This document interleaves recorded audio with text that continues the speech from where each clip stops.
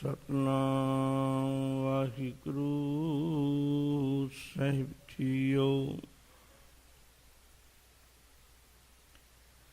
सगल गुणा के दाते स्वामी, बिनो सुनो एक दीना। देह दर्श नानक बलिहारी, जियड़ा बल पल कीना। तेरे कवन कवन गुण कह कह गावा, तू साहिब गुणी निदाना। तुमरी महिमा वर्ण न सकूं, तू ठाकुर ऊच भगवाना।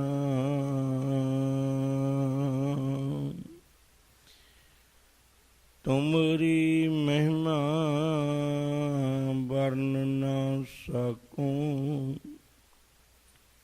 तू ठाकुर ऊच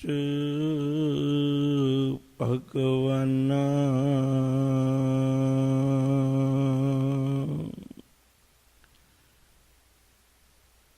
बख्शंद पातशाह धन धन श्री गुरु ग्रंथ साहिब महाराज जी दे पावन पवित्र चरण कमलों विच सुभाईमान सतसंगी प्यारिओ, करो कृपा असीसां बख्शो। अदब सत्कार नाल गुरु फतेह दी सांझ करो। आखो जी वाहिगुरु जी का खालसा, वाहिगुरु जी की फतेह।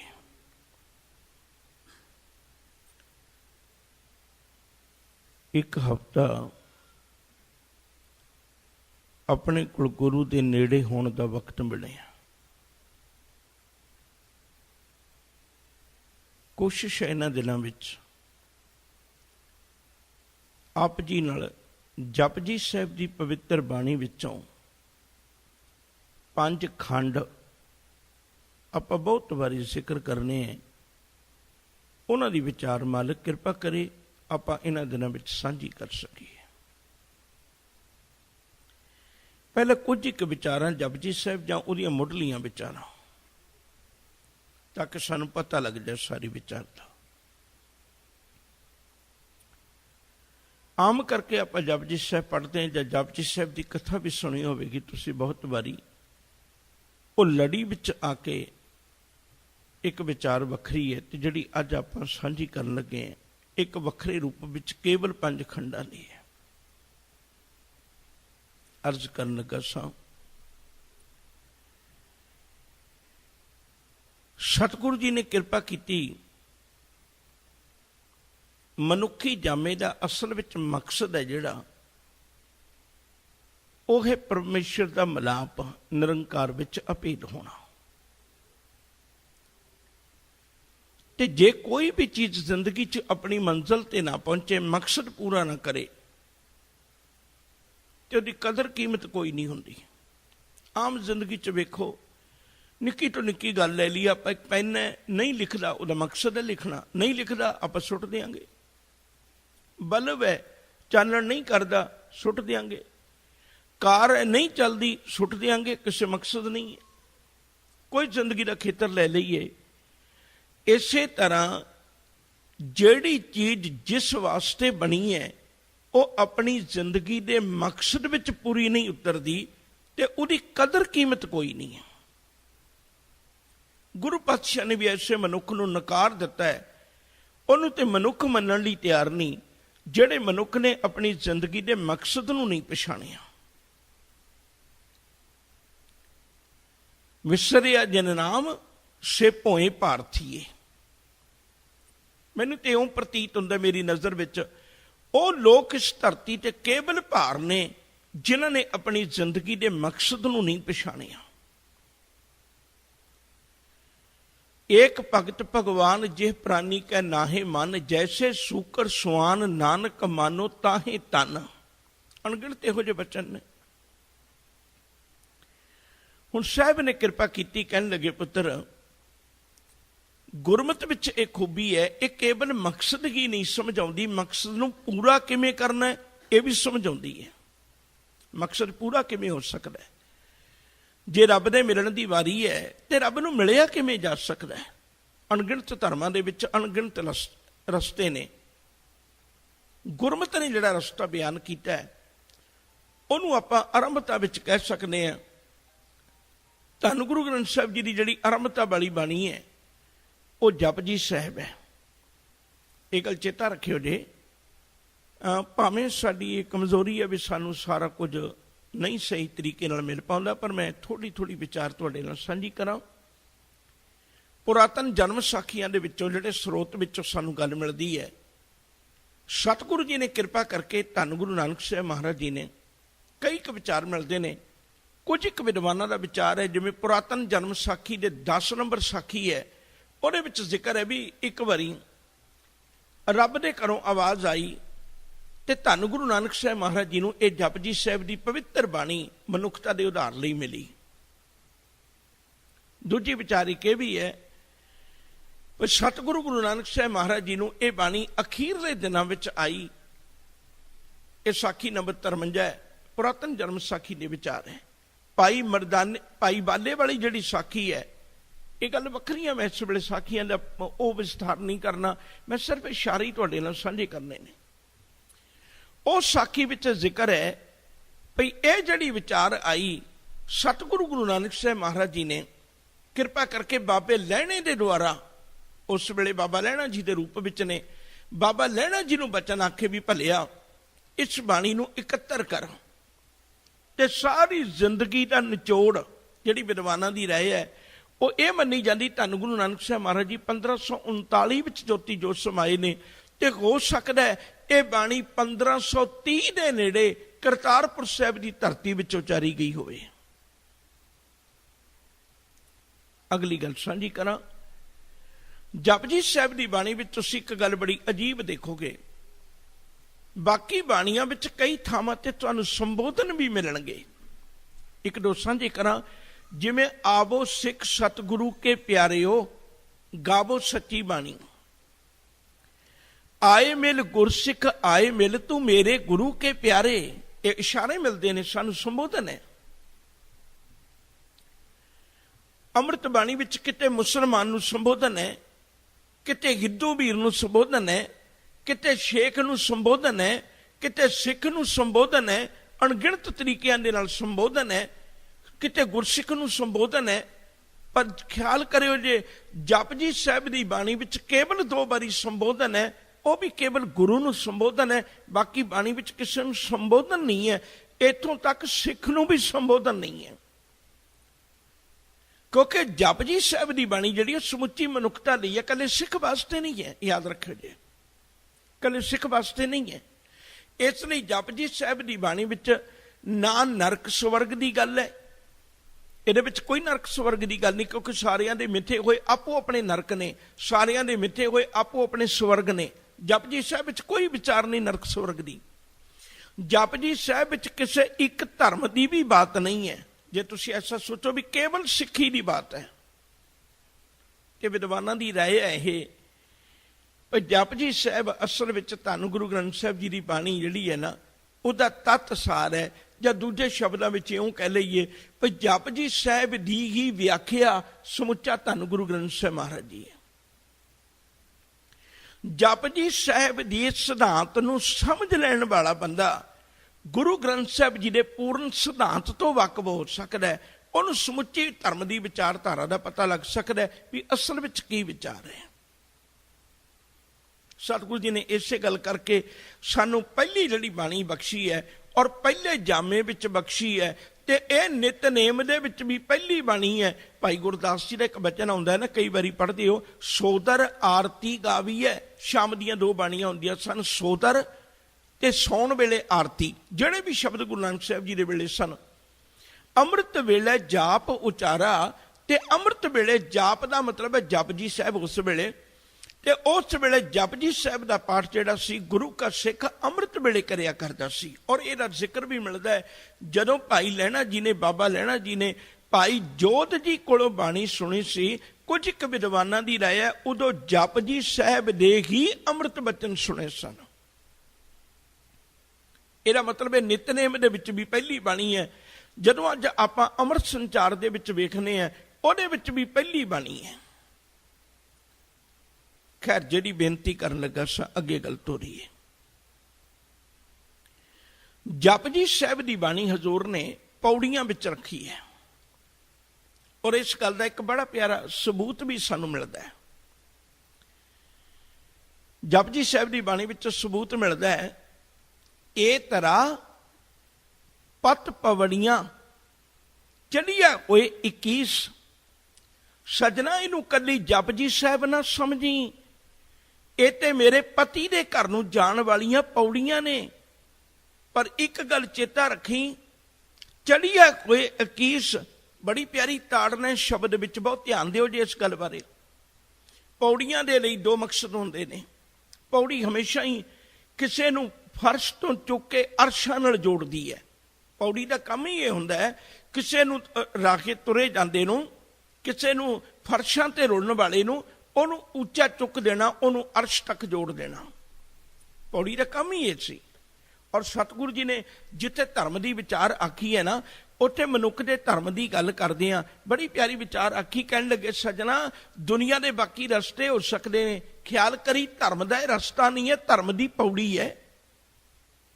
ਸੰਤ ਕਾ ਮਾਰਗ ਧਰਮ ਕੀ ਪੌੜੀ, ਕੋਵਡ ਭਾਗੀ ਪਾਏ, ਕੋਟ ਜਨਮ ਕੇ ਕਿਲ ਵਿਖ ਨਾਸੇ, ਹਰ ਚਰਣੀ ਚਿਤ ਲਾਏ। ਫਿਰ ਤੇ ਕਰੋੜਾਂ ਜਨਮਾਂ ਦੇ ਦੁੱਖ ਵੀ ਨਾਸ਼ ਕਰ ਸਕਦਾ ਜੇ ਹਰੀ ਦੇ ਚਰਨਾਂ ਵਿੱਚ ਚਿੱਤ ਜੋੜ ਕੇ ਚੜ੍ਹੇਗਾ ਇਸ ਪੌੜੀ ਨੂੰ। ਪਰ ਜੇ ਚਿੱਤ ਤੋੜ ਕੇ ਚੜਿਆ ਨਾ, ਤਾਂ ਖਿਆਲ ਕਰੀ ਪੁਰਾਣੇ ਜਨਮਾਂ ਦੀ ਤਾਂ ਗੱਲ ਛੱਡ, ਤੂੰ ਇਸ ਜਨਮ ਨੂੰ ਵੀ ਜਿੱਤ ਨਹੀਂ ਸਕੇਗਾ। ਪੌੜੀ ਦੇ ਵਿੱਚ ਇੱਕ ਗੱਲ ਹੋਰ ਚੇਤੇ ਰੱਖਣ ਵਾਲੀ ਹੈ, ਬਹੁਤ ਧਿਆਨ ਨਾਲ। ਰਸਤੇ ਵਿੱਚ ਤੇ ਪੌੜੀ ਵਿੱਚ ਇਹ ਅੰਤਰ ਹੁੰਦਾ। ਦਾਸ ਕਈ ਵਾਰੀ ਬੇਨਤੀ ਕਰਦਾ ਹੈ, ਰਸਤੇ ਵਿੱਚ ਇੱਕ ਖੂਬੀ ਹੈ, ਬਲਕਿ ਮੈਂ ਬੇਨਤੀ ਕਰਾਂ, ਰਾਹ ਦੇ ਵਿੱਚ ਕੋਈ ਬੰਦਾ ਤੁਰਿਆ ਜਾਂਦਾ ਹੋਵੇ, ਉਹ ਰੱਬ ਨਾ ਕਰੇ 1 ਕਿਲੋਮੀਟਰ ਤੇ ਠੋਕਰ ਲੱਗ ਜਾਏ, 10 ਕਿਲੋਮੀਟਰ ਤੇ ਠੋਕਰ ਲੱਗ ਜਾਏ, ਇੱਥੋਂ ਤੱਕ ਮੰਜ਼ਲ ਦੇ ਨੇੜੇ ਜਾ ਕੇ ਠੋਕਰ ਲੱਗ ਜਾਏ, ਤਦ ਵੀ ਉਹਨੂੰ ਕੋਈ ਮੁਸ਼ਕਲ ਨਹੀਂ ਹੈ। ਠੋਕਰ ਲੱਗੀ, ਡਿੱਗਿਆ, ਕੱਪੜੇ ਝਾੜੇ, ਫਿਰ ਦੁਬਾਰੇ ਤੁਰ ਪਿਆ। ਜਿੱਥੇ ਡਿੱਗਿਆ ਸੀ ਉੱਥੋਂ ਹੀ ਸਫ਼ਰ ਫਿਰ ਦੁਬਾਰੇ ਸ਼ੁਰੂ ਕਰ ਸਕਦਾ ਹੈ। ਪਰ ਪੌੜੀ ਵਿੱਚ ਬੜੀ ਵੱਡੀ ਮੁਸੀਬਤ ਹੈ। ਪੌੜੀ ਵਿੱਚ ਬੜੀ ਵੱਡੀ ਮੁਸੀਬਤ ਹੈ।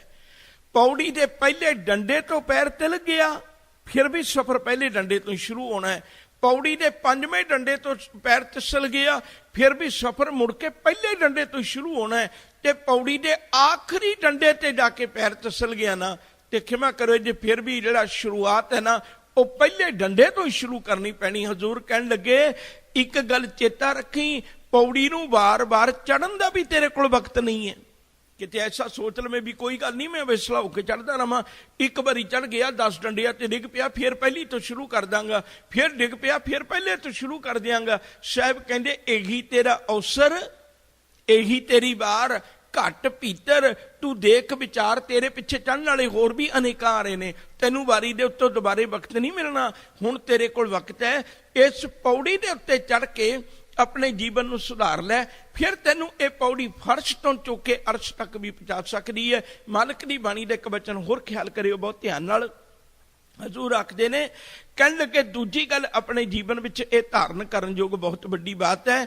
ਜਦੋਂ ਕਦੇ ਇਸ ਪੌੜੀ ਤੇ ਚੜ੍ਹਦੇ ਆ, ਮਾਲਕ ਦੇ ਚਰਨਾਂ ਵਿੱਚ ਧਿਆਨ ਜੁੜਿਆ ਰਿਹਾ, ਗੁਰੂ ਦੇ ਚਰਨਾਂ ਵਿੱਚ ਧਿਆਨ ਜੁੜਿਆ ਰਿਹਾ, ਫਿਰ ਇਹ ਪੌੜੀ ਕੇਵਲ ਤੇ ਕੇਵਲ ਇੱਥੇ ਤੱਕ ਹੀ ਨਹੀਂ ਉਤਾਰੇਗੀ, ਮਾਲਕ ਵਿੱਚ ਅਭੇਦ ਕਰ ਦੇਗੀ। ਜੇ ਪੈਰ ਥਿੜਕ ਗਿਆ, ਫਿਰ ਵੀ ਰੱਬੀ ਬਾਣੀ ਦਾ ਬਚਨ ਆਉਂਦਾ, ਇਸ ਪੌੜੀ ਤੇ ਜੋ ਨਰ ਝੁਕੇ ਸੋ ਆਏ ਜਾਏ ਦੁੱਖ ਪਾਏਂਦਾ। ਆਉਂਦਾ ਤੇ ਜਾਂਦਾ ਰਹੇਗਾ, ਦੁੱਖ ਪ੍ਰਾਪਤ ਕਰਦਾ ਰਹੇਗਾ, ਮੁੜ ਕੇ ਤੈਨੂੰ ਪੌੜੀ ਨਹੀਂ ਮਿਲਣੀ ਮਨਾ। ਹੁਣ ਦੇਖੋ ਅਸੀਂ ਕਿੱਡੀ ਭੁੱਲ ਕਰਨੇ ਆ। ਮੇਰੀ ਗੱਲ ਨੂੰ ਖਿਮਾ ਕਰ ਦਿਓ ਜੇ, ਹੈ ਤੇ ਪੌੜੀਆਂ ਨੇ, ये भी पढ़ना जरूरी है। मेरा मतलब ये नहीं भी पढ़ना नहीं है, ये भी पढ़ना जरूरी भी है। पौड़ियां ने, पर पौड़ियां निरियां पढ़न वास्ते नहीं हुंदियां, पौड़ियां चढ़न वास्ते भी हुंदियां ने। जे कोई निरा जिंदगी नूं पौड़ियां नूं पढ़दा रहे पर चढ़े ना, ते ख्याल करियो दुनिया विच अज तक कोई पौड़ी नहीं बनी जिहड़ी बारे तुसीं पढ़दे रहो ते तुहानूं चढ़ा भी लवे। ऐसा नहीं हो सकदा। पौड़ी पढ़न दे नाल नाल भी आ पौड़ी है ते कित्थे जांदी है, उहदे ते चढ़ना भी पैंदा है। यकीन करके जाणिओ। हुण मैं तुहाडे नाल विचार साझी करनी है, इत्थे रुक के आपां दूजा पक्ष विचारन लगे। जपजी साहिब की चीज़ है? सब तो पहले सतगुरु जी ने निर्णय दिता भी रब की है, क्योंकि बहुत लोगों को रब का ही नहीं पता। विचों विच मैं साझ करांगा तुहाडे नाल।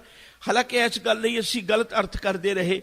गुर ईश्वर गुर गोरख बर्मा गुर पार्वती माई, जे हो जाना आखा नाही कहना कथन ना जाई। गुरा, इत्थे गुरा शब्द नहीं है। गुरा स्पष्ट करदा भी जिहड़े उत्ते 3-4 मैं गिणे ने ना, ये मेरे गुरु नहीं है। मेरा गुरु तो इको ही है। मेरे लिए मेरा गुरु ही ईश्वर है, मेरे लिए मेरा गुरु ही ब्रह्मा है, मेरे लिए मेरा गुरु ही पार्वती है। दुनियादारो तुहाडे लिए अनेका हो सकते हैं, मेरे लिए तो इको ही है। एका बाणी एक गुर इको शब्द विचार। तां करके मैं इत्थे गुरा कहना है। संबोधन भी गुरु वास्ते आया 2 बारी। जिहड़ी बेनती करन लगा सा, सब तो पहली गल स्पष्ट की है, सजना जेड़े रब नूं तू मिलना चाहुंदा है वो रब की है। गुरमत इन्नी प्यारी सी, असी खुद भी नहीं समझ सके। किसे ने पत्थर नूं रब मन्निया होया है, किसे ने दरख्त नूं रब मन्निया होया है, किसे ने डडियां मच्छियां नूं रब मन्निया होया है। भगत नामदेव जी ने बड़ियां गल्लां आखियां ने, बड़े प्यार प्यार वाले वचन आखे ने, पर एक थां ते उन्हां बड़ा कठोर शब्द वरते है, बड़ी ताड़ना भरे शब्द वरते है। आखदे ने आज ना मैं बीठल देखिया मूर्ख को समझाऊं रे। कहंदे अज मैं रब वेख्या ते मेरा जी करदा मैं मूर्ख नूं समझावां। जिन्हों लोग पंडित कहते सन, जिन्हों लोग ब्राह्मण कहते सन, जिन्हों लोग धर्म का देवता कहते सन, जिहदे कोलों धर्म की गल पुछ पुछ के करते सन, जिहड़ा हर गल धर्म की अगर किसी ने पुछनी है तो ब्राह्मण कोलों पुछी जाती सी। ते उस गल ही इसलिए कबीर साहब ने साडे कोलों गुलामा ला दिता ना, वो कहने लगे ब्राह्मण गुरु है जगत का भगतन का गुर राही। जिहड़ी गल मैं तेरे कोलों पुछनी हो तैनूं पता कोई नहीं, जे जिहड़ी तैनूं पता है वो मैं करनी कोई नहीं, इसलिए तेरी मेरी सांझ ही नहीं जुड़नी, तेरी मेरी जीवन की सांझ ही कोई नहीं है, खत्म है तेरे नाल सांझ। ते बेनती कर रहा सा, पहली गल स्पष्ट है, जपजी साहिब दे अंदर रब की है। गुरमत रब नूं किसे एक खंड विच अवस्था नहीं प्रवान करती। ये जदों सचखंड की गल आएगी, मैनूं पता जे शंका हो सकता है, ये आपां उदों विचार करांगे। हाले सिर्फ इतनी को बेनती करनी चाहुंदा, अविनाशी नाही खिचखंड धारण धार रेहो ब्रह्मंड। अविनाशी किसी खंड विच नहीं है। खंड का मतलब होंदा टुकड़ा। इसे गल करके साडी विचारधारा करवट खा गई। असी अज तक कहते रहे भी फलानी थां दे उत्ते रब आया ते रब प्रगट हो गया। रब ते भले उत्थे तां जावे जे उत्थे ना होवे, जदों तूं सारियां थावां ते तूं भरपूर जानिया मैं दूर। ये मेरी कमजोरी मैं तैनूं दूर समझदा, पर तूं भरपूर है, तू हमेशा नाल है। पहली गल ते बेनती करा, रब की है? गुरमत इस गल नूं स्पष्ट कर दी।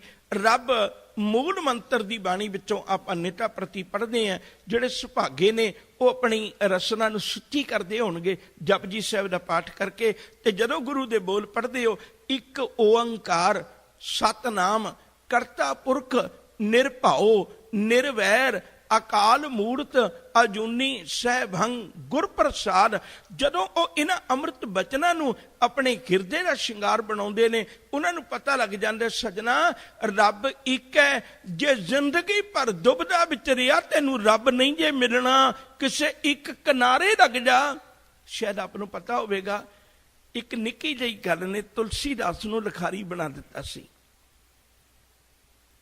तुलसीदास एक गली दे विचों जा रहा है, रब का सुभाव उधरले पासे तो सामने एक लोगों का बेचारे कूड़ा करकट चक्कण वाली, मैं उहदा नाम नहीं लेना चाहुंदा क्योंकि कई बार साडे समाज ने उन्होंने नीवें ना दिते ने, ते उस विचारी टोकरा सिर ते चुक्या होया तो जा रही है, ते वो गली तंग सी, जिधर ओ होवे उधर ही तुलसीदास हो जाए, जिधर ओ होवे उधर ही तुलसीदास हो जाए। उन्हें एक निक्की जी गल कही, कहन लगी तुलसीदासा एक बन्ने लग जा, मेरा कख नहीं बिगड़ना, तेरा कख नहीं जे रहना।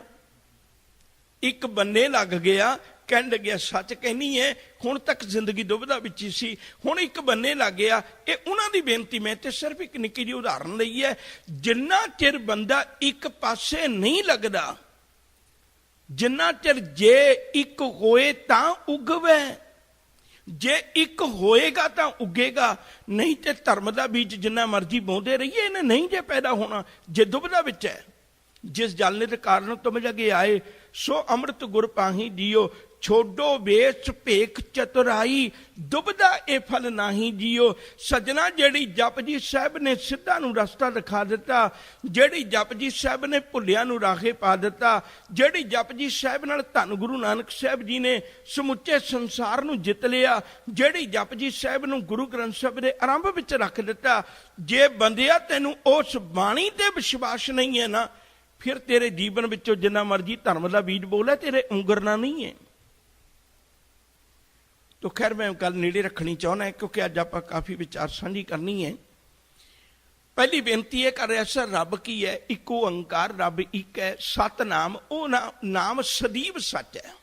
जे उसका नाम जपन लगे है ना तो ये भरोसा करके जपीए भी दुनिया के किसी नाम नूं हो सकता ठोकर बज जाए, दुनिया के किसी नाम की हो सकता ताकत खत्म हो जाए। अज कोई किसी पदवी ते बैठा है, उसका नाम है, उसके नाम की ताकत है, कल उहदे कोल पदवी चलेगी तो उसके नाम की ताकत भी खत्म हो जानी है। रब का नाम इहो जिहा नहीं है भी जिहड़ा कल परसों कह रही है भी हुण रब का नाम नहीं चलदा, हुण रब के नाम विच ताकत नहीं है, हुण रब के नाम विच पावर खत्म हो गई। सत नाम का मतलब है सदैव काल।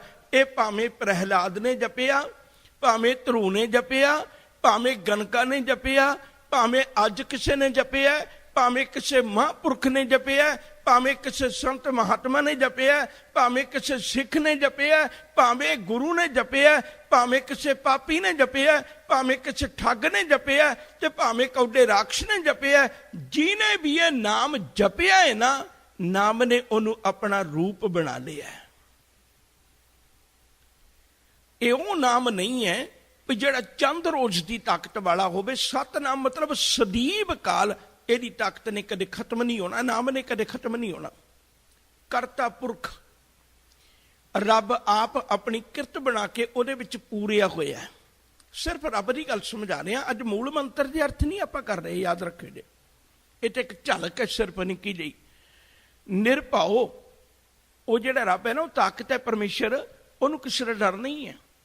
निर्वैर, उन्होंने किसी नाल वैर भी नहीं। वैसे डर ते वैर दोनों की बड़ी दोस्ती है। वैर उहदे नाल कमाया जाता जिहदे तो डर होवे, जिहदे डर कोई नहीं उहदे नाल वैर भी नहीं कमाया जाता। अणगिणत ने जिंदगी च रिश्ते जिहदे नाल सानू वैर कोई नहीं, जिहदे नाल सानू डर कोई नहीं, उहदे नाल वैर भी कोई नहीं साडा। निरभाओ निर्वैर अकाल मूरत, वो एक इहो जी हस्ती है जिहड़ी कदे समय की बंदिश विच नहीं आउंदी। उहनूं कदे पढ़ लईए, वो आद सच, जुगाद सच, है भी सच, नानक होसी भी सच, सदैव सच आओ। अकाल मूरत अजूनी, वो जूनिया विच नहीं जे आउंदा। रब कदे जमदा मरदा नहीं है। मैं किसी के धर्म ते कोई ठोकर नहीं मारन लगा, पर सिर्फ एक बेनती करन लगा। हिंदू धर्म दे विच एक बड़ी गल प्रचलित है भी जदों भी कदे दुनिया ते पाप हुंदा है तो मैं उदों जन्म लेके आउणा है। कृष्ण जी ने अर्जन जी नूं कहा सी, गुरमत नहीं कहनी भी रब उड़ीक करे भी कदों पाप होण ते कदों मैं जम्मा। गुरमत नहीं कहनी, गुरमत यह सिखाउंदी सजना तू पाप कर ही ना, मैं तेनों पाप करन तो पहले ही सिखाउणा चाहुंदा है। साडा रब वो नहीं है जिहड़ा जम्मे दुनिया ते कहर होवे ते फिर पहरा कहर नूं उड़ीके ते फिर आवे, नहीं वो ते पहले ही है, वो ते आद काल तो ही है। वो वक्त ब वक्त नहीं जमदा, वो ते अजूनी है, उन्होंने जन्म लेने की लोड़ ही नहीं है। नानक भंडे बाहरा एको सच्चा सोई, एक ही तो है जिहड़ा माता दे उधर तो जन्म नहीं लेंदा, अजूनी सहभंग।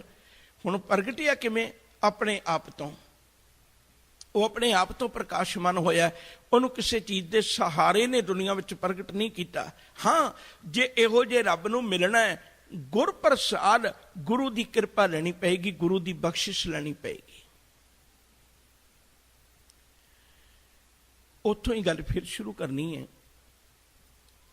ਹੁਣ ਜੇ ਤਾਂ ਇਹਨੇ ਪੌੜੀਆਂ ਚੜੀਆਂ, ਨਾਲ ਨਾਲ ਪੌੜੀਆਂ ਚੜੀਆਂ, ਫਿਰ ਦੇਖੋ ਜਿਵੇਂ ਬੱਚਾ ਕਲਾਸ ਚੜ੍ਹਦਾ ਹੈ ਨਾ, ਇੱਕ ਕੋਈ ਵੀ ਲੈ ਲਈਏ, ਜਦੋਂ ਉਹਦੇ ਕਦਮ ਅੱਗੇ ਸਫ਼ਰ ਤੈਅ ਕਰਦੇ ਨੇ, ਇਹਦਾ ਮਤਲਬ ਕੁਝ ਚੀਜ਼ ਪਿੱਛੇ ਰਹਿ ਗਈ ਤੇ ਅੱਗੇ ਮੈਂ ਨੇੜੇ ਹੋ ਗਿਆ ਆਪਣੀ ਮੰਜ਼ਿਲ ਦੇ।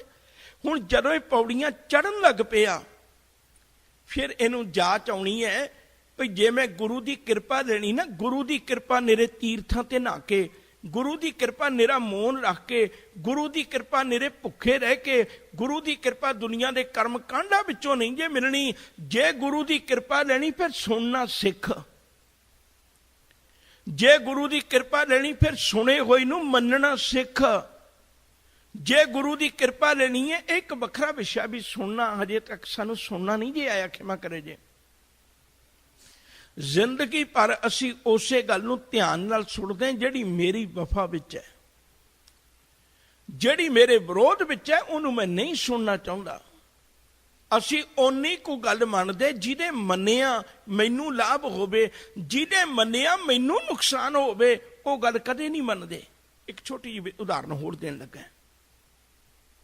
ਕਈ ਵਾਰੀ ਬੇਨਤੀ ਕਰਦਾ ਹੈ, ਕਈ ਐਸੇ ਲੋਕ ਨੇ, ਤੁਸੀਂ ਦੇਖ ਸਕਦੇ ਹੋ, ਮੈਂ ਨਾਂ ਨਹੀਂ ਲੈਣਾ, ਉਹਨਾਂ ਲੋਕਾਂ ਨੇ ਕਰਮੀਏ ਬਣਾਏ ਹੋਏ ਨੇ, ਕਦੇ ਸੁਖਮਨੀ ਸਾਹਿਬ ਦੀਆਂ ਵਿਸ਼ੇਸ਼ਤਾਈਆਂ, ਕਦੇ ਫਲਾਨੀ ਚੀਜ਼ ਦੀਆਂ ਵਿਸ਼ੇਸ਼ਤਾਈਆਂ, ਭਈ ਤੁਸੀਂ ਆਹ ਬਾਣੀ ਪੜ੍ਹੋਗੇ ਤੁਸੀਂ ਮੁਕੱਦਮਾ ਜਿੱਤ ਜਾਣਾ ਹੈ, ਤੁਸੀਂ ਆਹ ਬਾਣੀ ਪੜ੍ਹੋਗੇ ਤੁਹਾਡਾ ਕਾਰੋਬਾਰ ਚੱਲ ਪੈਣਾ ਹੈ, ਤੁਸੀਂ ਆਹ ਬਾਣੀ ਪੜ੍ਹੋਗੇ ਤੁਹਾਡਾ ਬੇਟਾ ਲਾਇਕ ਹੋ ਜਾਣਾ ਹੈ। ਔਰ ਇੱਥੋਂ ਤੱਕ ਮੈਂ ਖਿਮਾ ਕਰਿਓ ਜੇ ਕਈ ਵਾਰੀ ਧਰਮ ਨੂੰ ਵਰਤਿਆ ਜਾਂਦਾ ਹੈ, ਤੁਸੀਂ ਆਹ ਬਾਣੀ ਪੜ੍ਹੋਗੇ, ਮੇਰੀ ਜ਼ੁਬਾਨ ਸਾਥ ਨਹੀਂ ਦਿੰਦੀ ਕਹਿਣ ਲੱਗਿਆ, ਪਰ ਮੈਂ ਕਹਿਣ ਲੱਗਿਆ ਫਿਰ ਵੀ ਮੈਨੂੰ ਮਾਫ ਕਰ ਦਿਓ, ਜੇ ਤੁਸੀਂ ਆਹ ਬਾਣੀ ਪੜ੍ਹੋਗੀ ਫਲਾਨੀ ਲੜਕੀ ਤੁਹਾਡੇ ਵੱਸ ਵਿੱਚ ਆ ਜਾਏਗੀ। ਉਹ ਧਰਮ ਨੂੰ ਤੂੰ ਲੋਕਾਂ ਦੇ ਘਰ ਪੱਟਣ ਵਾਸਤੇ ਵਰਤਦਾ ਹੈ।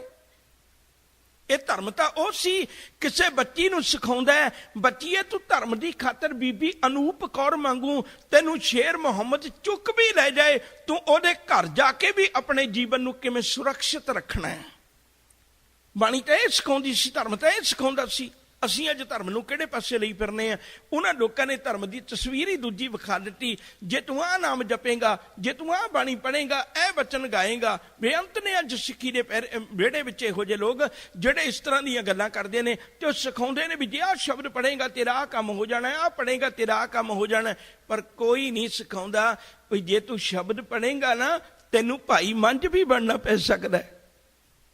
ਜੇ ਤੂੰ ਬਾਣੀ ਪੜ੍ਹੇਂਗਾ ਨਾ ਇੱਕ ਦਿਨ ਵਕਤ ਐਸਾ ਵੀ ਆ ਸਕਦਾ ਤੇਰੀ ਚੌਧਰ ਵੀ ਚਲੀ ਜਾਏ, ਤੇਰਾ ਘਰ ਪਰਿਵਾਰ ਵੀ ਤੈਨੂੰ ਛੱਡ ਜਾਏ, ਤੇਰੇ ਗਾਵਾਂ ਮੱਝਾਂ ਮਰ ਜਾਣ, ਤੇਰਾ ਵਪਾਰ ਉੱਜੜ ਜਾਏ, ਤੇਰੇ ਕੋਲ ਕੁਝ ਵੀ ਨਾ ਹੋਵੇ, ਕੁਝ ਵੀ ਨਾ ਹੋਵੇ, ਤੇਰੇ ਕੋਲ ਇੱਕ ਵਕਤ ਦੀਆਂ ਲੱਕੜਾਂ ਲਿਆ ਕੇ ਵੀ ਰੋਟੀ ਖਾਣ ਜੋਗੇ ਨੂੰ ਗੁਰੂ ਟੋਕ ਦੇਵੇ ਵੀ ਜੇ ਤੂੰ ਲੰਗਰ 'ਚ ਰੋਟੀ ਖਾਣੀ ਤਾਂ 2 ਭਾਰ ਲੱਕੜਾਂ ਦੇ ਲੈ ਕੇ ਆਇਆ ਕਰ, 1 ਭਾਰ ਤੇ ਤੂੰ ਲਿਆ ਕੇ ਲੱਕੜਾਂ ਇੱਥੇ ਪ੍ਰਸ਼ਾਦਾ ਪਾਣੀ ਛਕ ਲੈਣਾ, ਤੇਰੀ ਕਾਹਦੀ ਸੇਵਾ ਹੈ? ਉਹ ਫਿਰ ਵੀ ਗੁਰੂ ਦੇ ਚਰਨ ਪਕੜ ਲਵੇ ਤੇ ਗੁਰੂ ਉਹਨੂੰ ਕਹੇ ਵੀ ਭਾਈ ਮੰਝ ਤੂੰ ਕੀ ਖੱਟਿਆ ਕਮਲਿਆ ਗੁਰੂ ਘਰ ਆ ਕੇ, ਤੂੰ ਕੀ ਖੱਟਿਆ ਗੁਰੂ ਘਰ ਆ ਕੇ। ਜਾ ਮੈਂ ਤੈਨੂੰ ਅੱਜ ਵੀ ਕਹਿਣਾ ਗੁਰੂ ਕੇ ਖਜ਼ਾਨੇ ਵਿੱਚੋਂ ਪੈਸੇ ਲੈ ਜਾ, ਜੋ ਤੇਰਾ ਨੁਕਸਾਨ ਹੋਇਆ ਉਹਨੂੰ ਦੁਬਾਰੇ ਪੂਰਾ ਕਰ ਲੈ, ਤੂੰ ਛੱਡ ਜਾ। ਭਾਈ ਮੰਝ ਰੋ ਰੋ ਕੇ ਗੁਰੂ ਦੇ ਚਰਨ ਧੋਲੇ, ਦਾਤਿਆ ਇੱਕ ਕੰਮ ਕਰੀ, ਜੋ ਮੇਰੇ ਕੋਲ ਹੈ ਨਾ ਕੱਲਾ ਸਰੀਰ, ਜੇ ਤੇਰਾ ਜੀ ਕਰਦਾ ਤੂੰ ਸਰੀਰ ਨੂੰ ਵੀ ਲੈ ਲੈ, ਪਰ ਭਾਈ ਮੰਝ ਨੂੰ ਆਪਣੇ ਚਰਨਾਂ ਤੋਂ ਦੂਰ ਨਾ ਕਰ। ਅਸੀਂ ਸਿਖਾਇਆ ਹੀ ਨਹੀਂ, ਅਸੀਂ ਦਿਖਾਈ ਨਹੀਂ ਦੂਜੀ ਤਸਵੀਰ। ਭਾਈ ਸੱਜਣਾ ਜਿਨ੍ਹਾਂ ਨੇ ਪੌੜੀਆਂ ਚੜੀਆਂ ਨੇ ਉਹ ਆਖਦੇ ਨੇ ਵੀ ਭਲਿਆ ਮੇਰਾ ਸਰੀਰ ਤੂੰ ਆਰੇ ਨਾਲ ਚੀਰ ਦੇ, ਪਰ ਮੈਂ ਇਸ ਗੁਰਬਾਣੀ ਤੋਂ ਲਾਮੇ ਨਹੀਂ ਜੇ ਹੋਣਾ। ਮੇਰਾ ਤੂੰ ਬੰਦ ਕੱਟ ਦੇ। ਦੁਨੀਆ ਵਿੱਚ ਇੱਕ ਅਸੂਲ ਹੈ, ਜੇ ਖਿਆਲ ਕਰਿਓ, ਹਰੇਕ ਬੰਦਾ ਆਪਣੇ ਦੁੱਖ ਨੂੰ ਘਟਾਉਣਾ ਚਾਹੁੰਦਾ ਹੈ, ਸੁੱਖ ਦੀਆਂ ਘੜੀਆਂ ਨੂੰ ਵਧਾਉਣਾ ਚਾਹੁੰਦਾ ਹੈ। ਸਿੱਖੀ ਦੇ ਆਸ਼ਕਾਂ ਵੱਲ ਕਦੇ ਝਾਤ ਮਾਰ ਕੇ ਦੇਖੋ, ਦੁੱਖ ਨੂੰ ਵਧਾਉਣਾ ਚਾਹੁੰਦੇ ਨੇ, ਸੁੱਖ ਨੂੰ ਘਟਾਉਣਾ ਚਾਹੁੰਦੇ ਨੇ। ਜੇ ਕੋਈ ਗੰਡਾਸਾ ਰੱਖਦਾ ਨਾ ਗੁੱਟ ਉੱਤੇ ਤੇ ਉਹ ਭਾਈ ਮਨੀ ਸਿੰਘ ਆਪ ਕਹਿੰਦਾ ਨਹੀਂ ਮੇਰੇ ਦੁੱਖ ਨੂੰ ਤੂੰ ਘਟਾ ਨਾ, ਇਹਨੂੰ ਵਧਾ, ਤੂੰ ਬੰਦ ਕੱਟ। ਇਹ ਗੁੱਟ ਤੋਂ ਗੱਲ ਨਾ ਸ਼ੁਰੂ ਕਰ, ਤੂੰ ਬੰਦ ਤੋਂ ਗੱਲ ਸ਼ੁਰੂ ਕਰ। ਦੁਨੀਆ ਵਿੱਚ ਹਰ ਬੰਦਾ ਆਪਣੇ ਦੁੱਖ ਨੂੰ ਘਟਾਉਣਾ ਚਾਹੁੰਦਾ ਹੈ। ਬੇਨਤੀ ਕਰ ਰਿਹਾ ਸਾਂ ਉਹਨਾਂ ਕੋ ਹੁਕਮ ਨਾ ਮਨ ਮਨਾ ਜਿੰਨਾ ਕੋ ਤੇਰੇ ਲਾਭਦਾ ਹੈ, ਬਲਕਿ ਉਹ ਮਨ ਜੋ ਗੁਰੂ ਸਾਹਿਬ ਆਖਦੇ ਨੇ। ਜਿਹੜਾ ਪੌੜੀਆਂ ਚੜ੍ਹਦਾ ਗਿਆ ਉਹਨੂੰ ਸੁਣਨ ਦੀ ਜਾਚ ਆਏਗੀ, ਜਿਹੜਾ ਪੌੜੀਆਂ ਚੜ੍ਹਦਾ ਗਿਆ ਉਹਨੂੰ ਅੱਗੇ ਜਾ ਕੇ ਮੰਨਣ ਦੀ ਜਾਚ ਆਏਗੀ। ਜਦੋਂ ਗੁਰੂ ਦੀ ਗੱਲ ਸੁਣ ਕੇ, ਗੁਰੂ ਦੀ ਗੱਲ ਮੰਨ ਕੇ ਫਿਰ ਦੁਨੀਆ ਨੂੰ ਦੇਖਾਂਗੇ, ਫਿਰ ਅਸੰਖਾਂ ਦੀ ਪੌੜੀ ਵਿੱਚ ਧਿਆਨ ਹੀ ਵੱਖਰਾ ਹੋ ਜਾਏਗਾ ਸਾਡਾ। ਫਿਰ ਤੇ ਦੁਨੀਆ ਨੂੰ ਦੇਖਣ ਦਾ ਨਜ਼ਰੀਆ ਹੀ ਬਦਲ ਜਾਏਗਾ। ਫਿਰ ਜਦੋਂ ਇੱਥੇ ਪਹੁੰਚ ਕੇ ਪੰਜ ਪ੍ਰਵਾਨ ਬਣ ਕੇ ਇੱਥੇ ਗੱਲ ਪਹੁੰਚ ਗਈ, ਫਿਰ ਮਾਲਕ ਨੇ ਕਿਰਪਾ ਕਰਨੀ ਹੈ। ਹਾਲੇ ਤਾਂ ਸਾਰੀਆਂ ਗੱਲਾਂ ਨੂੰ ਅਸੀਂ ਆਪਣੇ ਅਕਲ ਦੇ ਤਰਾਜੂ ਵਿੱਚ ਪਾ ਕੇ ਤੋਲ ਰਹੇ ਹਾਂ ਨਾ। ਅਜੇ ਤਾਂ ਹਰ ਗੱਲ ਨੂੰ ਮੈਂ ਸੋਚਦਾ ਵੀ ਜੋ ਮੈਂ ਕਹਿ ਰਿਹਾ ਇਹੋ ਗੁਰਮਤਿ ਹੈ। ਅੱਜ ਤਾਂ ਹੀ ਤਾਂ ਝਗੜਾ ਹੈ। ਫਿਰ ਕਹੇਗਾ ਵੀ ਨਹੀਂ ਰੱਬਾ, ਇਹ ਤੇ ਮੇਰੀ ਮੂਰਖਤਾ ਹੀ ਸੀ, ਤੂੰ ਬੇਅੰਤ ਹੈ, ਮੈਂ ਹੋ ਤੇਰੇ ਹੱਦ ਬੰਨੇ ਬੰਨਦਾ ਰਿਹਾ, ਮੈਂ ਹੋ ਤੇਰੇ ਹੱਦ ਬੰਨੇ ਬੰਨਦਾ ਰਿਹਾ। ਉਸ ਦਿਨ ਸਾਰੀਆਂ ਦੀਵਾਰਾਂ ਟੁੱਟ ਜਾਣੀਆਂ ਨੇ ਸਵਾਰਥ ਦੀਆਂ। ਉਸ ਦਿਨ ਬੰਦਾ ਕਹੇਗਾ ਅੰਤ ਨਾ ਸਿਫਤੀ ਕਹਿਣ ਨਾ ਅੰਤ, ਅੰਤ ਨਾ ਕਰਨੇ ਦੇਣ ਨਾ ਅੰਤ। ਉਸ ਦਿਨ ਅੰਤ ਦੀ ਗੱਲ ਖਤਮ ਹੋ ਜਾਣੀ ਹੈ। ਤੂੰ ਬੇਅੰਤ ਕੋ ਵਿਰਲਾ ਜਾਣੇ, ਫਿਰ ਪਤਾ ਲੱਗ ਜਾਣਾ ਇਸ ਗੱਲ ਦਾ। ਜਦੋਂ ਇੱਥੋਂ ਵੀ ਅੱਗੇ ਚਲਾ ਗਿਆ, ਉਹ ਅਮੁੱਲ ਦੀ ਪੌੜੀ ਤੇ ਚਲਾ ਗਿਆ, ਫਿਰ ਸਾਰਾ ਕੁਝ ਉਹਦੇ ਕੋਲ ਅਮੁੱਲ ਹੈ। ਉਹਦਾ ਇੱਕ ਇੱਕ ਸਾਹ ਆ। ਹੁਣ ਆਪਾਂ ਕਹੀ ਜਾਂਦੇ ਨਾ ਵੀ ਕਈ ਵਾਰੀ ਸਟੇਜ ਤੋਂ ਅਨਾਉਂਸ ਕੀਤਾ ਜਾਂਦਾ ਵੀ ਤੁਸੀਂ ਆਪਣੀਆਂ ਅਮੋਲਕ ਘੜੀਆਂ ਨੂੰ ਸਫਲ ਕੀਤਾ। ਕਿਵੇਂ ਕਰਿਓ? ਅਮੋਲਕ ਘੜੀਆਂ ਨਹੀਂ ਇਹ ਸਾਡੀਆਂ। ਅਸੀਂ ਤਾਂ ਪਤਾ ਨਹੀਂ ਇੱਥੇ ਬੈਠੇ ਵੀ ਕਈ ਵਾਰੀ ਕਿਸੇ ਗਲਤ ਸੋਚ ਵਿੱਚ ਸੋਚਦੇ ਹੋਈਏ, ਇੱਥੇ ਬੈਠੇ ਹੋਏ ਵੀ ਕਥਾ ਕੀਰਤਨ ਸੁਣਦੇ ਹੋਏ ਵੀ, ਕਥਾ ਕੀਰਤਨ ਕਰਦੇ ਹੋਏ ਵੀ ਹੋ ਸਕਦਾ ਅਸੀਂ ਘੜੀ ਨੂੰ ਸਫਲ ਨਾ ਕਰ ਰਹੀ ਹੋਈਏ। ਅਮੁੱਲਤਾ ਉਦੋਂ ਬਣਨੀ ਹੈ ਸੱਜਣਾ ਜਦੋਂ ਬੇਅੰਤ ਦੀ ਵਡਿਆਈ ਕਰੇਗਾ, ਜਦੋਂ ਰੱਬ ਦੀ ਵਡਿਆਈ ਕਰੇਗਾ, ਉਦੋਂ ਇਹਨੇ ਅਮੁੱਲ ਵਿੱਚ ਵਰਤ ਜਾਣਾ ਹੈ।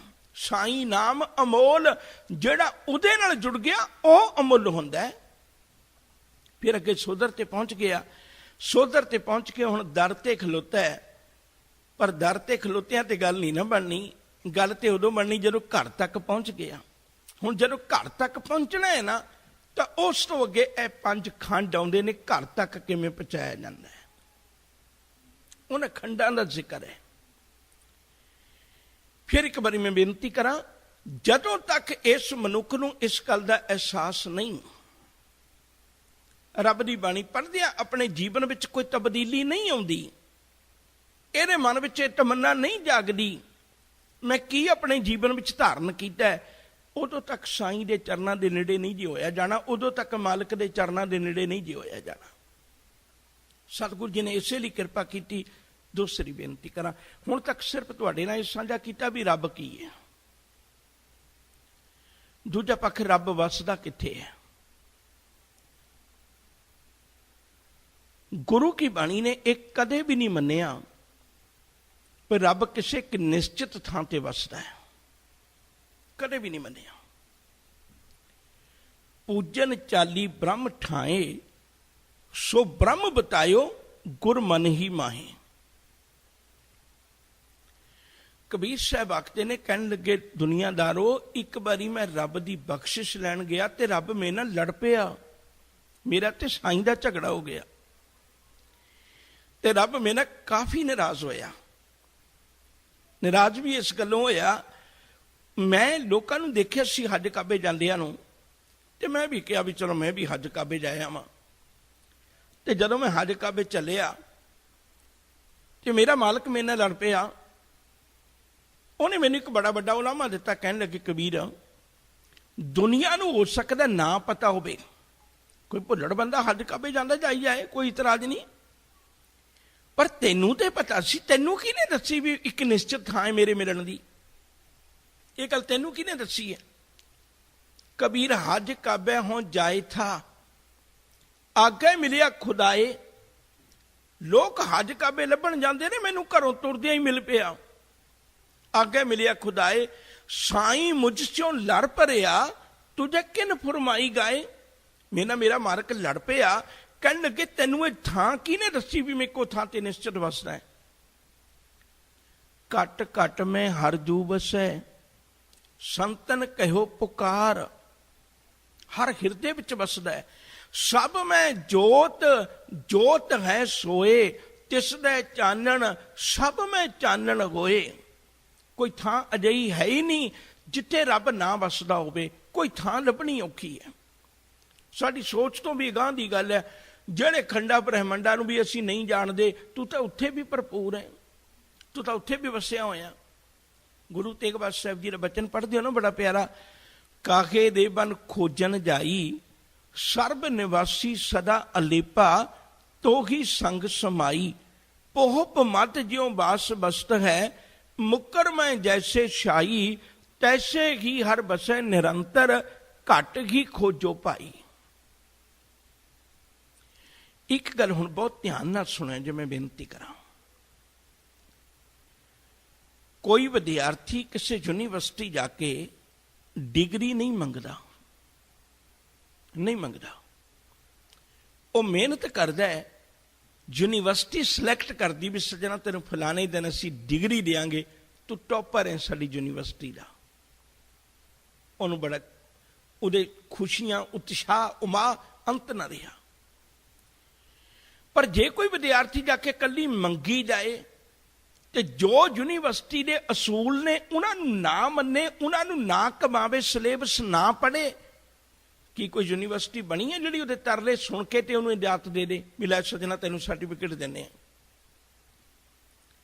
असी की करने हैं, असी धर्म की दुनिया विच मालिक दे कोलों हमेशा ये दात मंगते रहने हैं भी तू मैनू आ दात दे, तू मैनू आ दात दे। ते कई बार तो ऐसा भी होंदा है भी सानू वो दात नहीं मिलती, पर मिलती क्यों नहीं? क्योंकि असीं उहदे काबिल नहीं बने होंदे। साहब आखते ने, कहन लगे भलिया पुरखा, जिस दिन तू ये जपजी साहब नू कमा लिया है ना, फिर तेनू कहण दी लोड़ नहीं भी रब्बा तू मैनू मिल। फिर रब खुद तेरे हिरदे विच आके निवास करेगा। रब तेरे हिरदे विचों तैनू प्रगट हो जाएगा, तेरे हिरदे विचों तैनू रब दा मिलाप हो जाएगा। बस वो जपजी साहब की पौड़ी एक एक अपने जीवन विच पढ़न दे नाल नाल चढ़ के भी वेखीए, उत्थे तक पहुंचण की कोशिश करिए। फिर एक रब की कृपा ऐसी होगी, ये तरा पत पवड़ियां चढ़िए हुए इक्कीस, एक मिक हो जाएगा, परमेश्वर के चरणों में अभेद हो जाएगा। सतगुरु जी ने कृपा की, सानू 5 खंड बख्शे ने। बाकी कई धर्मां दे विच, जिवें इस्लाम धर्म दे विच 4 पड़ाव मन्ने जांदे ने जिंदगी दे, अध्यात्मक जिंदगी दे 4 पड़ाव ने। शरीयत, शरअ दा पक्का होना। गुरु की बाणी दे बोल भी कई बारी पढ़दे हो, आशा की बार विच आउंदे ने, मुसलमाना सिफत शरीयत पढ़ पढ़ करें विचार, बंदे सेजे पवे विच बंदी, देखण को दीदार। कहन लगे साडा धर्म ते उन्हां लोकां नूं बंदे समझदा है, केवल उन्हां नूं बंदे निश्चित करदा है जिहड़े लोग रब दे दीदार करन लई शरअ दे पक्के हो जांदे ने। और तुसीं कई बारी देखिया होवेगा, मुसलमानां दे बहुते झगड़े शरअ दे ने, मुसलमानां दे बहुते झगड़े शरअ दे ने। वैसे तो हुण सिखां दे भी होई ने, कि मैं करियो असीं एक गल निश्चित कर लईए भी गुरमत की है, साडे सारे झगड़े निश्चित खत्म हो सकते हैं। खैर एक वखरा पक्ष है। जिहड़ी बेनती करन लगा सा, मुसलमान नूं तुसीं कदे देखोगे शरअ दा इन्ना पक्का है, जिहड़ा सवाल उन्हें गुरु नानक साहब जी के चरणों में मक्के की धरती ते कीता सी भी हिंदू वड्डा है कि मुसलमान वड्डा है, ਉਹ सवाल 10 जामे लंघ गए। गुरु गोबिंद सिंह जी के कोल भीखन शाह ਉਹੀ सवाल फिर रखदा कुजियां के रूप में भी तू हिंदुआं दे वल दा जां मुसलमानां दे वल दा। इंसानियत का सवाल ना उन्होंने पुछया सी, ना भीखन शाह ने पुछया सी, उन्हें नाल दे चेलियां ने। गल उत्थे शरअ ते खलोती है। जिहड़े लोग निरे शरअ दे पक्के ने, मुसलमान धर्म जिहड़ा उन्होंने प्रधानता देंदा, बहुत प्रधानता देंदा। एक शरीयत, दूजी उहदे विच तरीकत। तरीकत का मतलब हुंदा गुरु का दसिया होया करना, गुरु के दसे राह ते तुरना। शरअ तां है, मर्यादा तां है, पर मैं मर्यादा विच किन्ना कुछ चलदा। गल ते उदों बननी जदों मैं खुद चलिया, मैं खुद मर्यादा विच किन्ना कुछ चलदा। ये उन्हां दी दूजी विचार है। तरीकत उन्होंने कहते हैं तरीकत अवस्था है। तीजी अवस्था है मारफत। मारफत दे विच जाके उन बंदे नूं पता लगदा इस गल दा ਭਈ ਮੇਰੇ ਕੋਲ ਗਿਆਨ ਕਿੰਨਾ ਕੁ ਹੈ। ਆਪਾਂ ਮੈਂ ਨਿੱਕਾ ਜਿਹਾ ਇਸ਼ਾਰਾ ਹੁਣ ਕਰਦੇ ਹਾਂ, ਬਾਕੀ ਗੱਲ ਆਪਾਂ ਖੰਡਾਂ 'ਚ ਵਿਚਾਰਨੀ ਹੈ ਸਾਰੀ। ਤੁਸੀਂ ਦੇਖੋ ਕਿ ਕਦੇ ਗੁਰੂ ਕੀ ਬਾਣੀ ਵਿੱਚ ਵੀ ਕਈ ਥਾਵਾਂ ਤੇ ਬਚਨ ਆਏ ਨੇ, ਜਿਵੇਂ ਕਬੀਰ ਸਾਹਿਬ ਦਾ ਬਚਨ ਹੈ, ਜਹਾਂ ਗਿਆਨ ਤਹ ਧਰਮ ਹੈ। ਜਿੱਥੇ ਗਿਆਨ ਹੈ ਧਰਮ ਉੱਥੇ ਹੀ ਰਹਿ ਸਕਦਾ ਹੈ। ਗਿਆਨ ਤੋਂ ਬਿਨਾਂ ਧਰਮ ਨਹੀਂ ਰਹਿਣਾ। ਗਿਆਨ ਤੋਂ ਬਿਨਾਂ ਧਰਮ ਨੇ ਭਰਮ ਬਣ ਜਾਣਾ ਹੈ। ਜਿਹੜਾ ਗਿਆਨ ਹੈ ਉਹ ਧਰਮ ਨੂੰ ਧਰਮ ਬਣਾਉਂਦਾ ਹੈ। ਪਰ ਹੈਰਾਨ ਹੋਵੋਗੇ, ਬਾਕੀ ਥਾਵਾਂ ਤੇ ਗਿਆਨ ਅੱਗੇ ਹੈ, ਧਰਮ ਪਿੱਛੇ ਹੈ। ਲੇਕਿਨ ਤੁਸੀਂ ਹੈਰਾਨ ਹੋਵੋਗੇ, ਜਦੋਂ ਆਪਾਂ ਜਪਜੀ ਸਾਹਿਬ ਦੀ ਪਵਿੱਤਰ ਬਾਣੀ ਨੂੰ ਪੜ੍ਹਨੇ ਆ, ਇੱਥੇ ਧਰਮ ਪਹਿਲਾਂ, ਗਿਆਨ ਬਾਅਦ ਵਿੱਚ ਹੈ। ਇੱਥੇ ਧਰਮ ਖੰਡ ਪਹਿਲਾਂ ਹੋਣਾ ਹੈ, ਗਿਆਨ ਖੰਡ ਬਾਅਦ ਵਿੱਚ ਆਉਣਾ ਹੈ। ਕਿਉਂ? ਕਿਉਂਕਿ ਸਾਹਿਬ ਕਹਿਣ ਲੱਗੇ, ਜਿਹੜਾ ਤੇਰੇ ਕੋਲ ਗਿਆਨ ਹੈ ਨਾ ਮਨਾ, ਉਹ ਤਾਂ ਚੰਦ ਕਿਤਾਬਾਂ ਦਾ ਚੋਰੀ ਕੀਤਾ ਹੋਇਆ, ਉਹ ਕੋਈ ਬਹੁਤਾ ਚੰਗਾ ਨਹੀਂ ਹੈ। ਹੰਕਾਰੀ ਹੋ ਜਾਂਦਾ ਬੰਦਾ ਜਦੋਂ ਗਿਆਨ ਆ ਜਾਂਦਾ। ਗੁਰੂ ਕੀ ਬਾਣੀ ਦੇ ਬਚਨਾਂ ਵਿੱਚ ਮਾਲਕ ਨੇ ਕਿਰਪਾ ਵੀ ਕੀਤੀ ਹੈ। ਕਹਿਣ ਲੱਗੇ ਜੇ ਗਿਆਨ ਆ ਵੀ ਗਿਆ ਨਾ, ਫਿਰ ਵੀ ਗੁਰੂ ਚਰਨਾਂ ਵਿੱਚ ਨਿਮਰਤਾ ਨਾਲ ਅਰਦਾਸ ਕਰਨੀ ਹੈ, ਗਿਆਨ ਧਿਆਨ ਕਿਛ ਕਰਮ ਨਾ ਜਾਣਾ, ਸਾਰ ਨਾ ਜਾਣਾ ਤੇਰੀ, ਸਭ ਤੇ ਵੱਡਾ ਸਤਿਗੁਰ ਨਾਨਕ, ਜਿਨ ਕਲ ਰਾਖੀ ਮੇਰੀ। ਮੈਂ ਉਸੇ ਵਿਸ਼ੇ ਵੱਲ ਪਰਤਣਾ ਹੈ। ਬੇਨਤੀ ਕਰ ਰਿਹਾ ਸਾਂ, ਤੀਜੀ ਉਹਨਾਂ ਦੀ ਇੱਕ ਅਵਸਥਾ ਹੈ ਮਾਰਫਤ। ਉੱਥੇ ਆ ਕੇ ਗਿਆਨ ਆਉਂਦਾ ਹੈ। ਤੇ ਤੁਸੀਂ ਕਈ ਵਾਰੀ ਵੇਖਿਆ ਹੋਵੇਗਾ, ਜਿਹੜੀਆਂ ਮੁਸਲਮਾਨਾਂ ਦੀਆਂ ਜਾਂ ਈਸਾਈ ਧਰਮ ਦੀਆਂ ਵਿਚਾਰਾਂ ਨੇ ਨਾ, ਕਿਉਂਕਿ ਪਿੱਛੇ ਇਹਨਾਂ ਦਾ ਪਿਛੋਕੜ ਇੱਕ ਹੀ ਹੈ, ਜੜ੍ਹਾਂ ਇੱਕ ਹੀ ਨੇ ਇਹਨਾਂ ਦੀਆਂ, ਤੇ ਉਹ ਕੋਈ ਅਨਲ ਹੱਕ ਕਹਿੰਦਾ ਹੈ, ਕੋਈ ਕਹਿੰਦਾ ਮੈਂ ਹੋ ਖੁਦਾ ਦਾ ਬੰਦਾ ਹੈ, ਮੈਂ ਹੋ ਖੁਦਾ ਦਾ ਪੁੱਤਰ ਹੈ। ਹਜ਼ਰਤ ਈਸਾ ਦੁਨੀਆ ਨੂੰ ਇਹੋ ਕਹਿੰਦੇ ਮੈਂ ਹੋ ਖੁਦਾ ਦਾ ਪੁੱਤਰ ਹੈ, ਤੁਸੀਂ ਨਹੀਂ ਰੱਬ ਦੇ ਪੁੱਤਰ।